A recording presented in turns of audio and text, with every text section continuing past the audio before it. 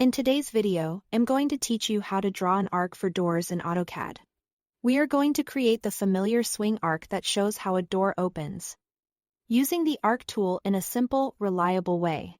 Begin by choosing the arc tool from the Draw toolbar. You'll find it alongside common drawing commands, and selecting it tells AutoCAD you are about to create a curved segment. If you prefer typing, you can do the same thing from the command line. Type the letter A and select Arc from the options that appear. Either path gets you to the exact same tool, so use the method that feels quickest to you. Next, specify that you want to start the arc by its center. Type the letter C. This lets you define the hinge point first, which is perfect for door swings because the door rotates around that center. Then click the door's center point, typically right at the hinge side of the frame. That click locks in the pivot location for the arc. Now choose the starting point of the arc. This is the point where the arc begins on the door leaf, often at the edge of the door in its closed position. Click once to set that start.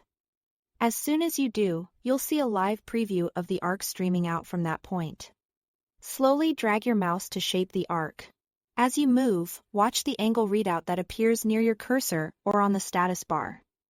That angle tells you how far the door swing has opened. A smooth, steady motion makes it easier to dial in the exact direction you want. If your geometry is already in place, aim toward the precise end location of the door leaf in the open position. Snapping to that endpoint keeps your arc perfectly aligned with the design. When you reach the door's endpoint, just click to finish. That final click completes the arc and closes the tool automatically, leaving you with a clean, accurate door swing that reflects the hinge center, the start position, and the open position you intended. That's all there is to it. Thanks for watching.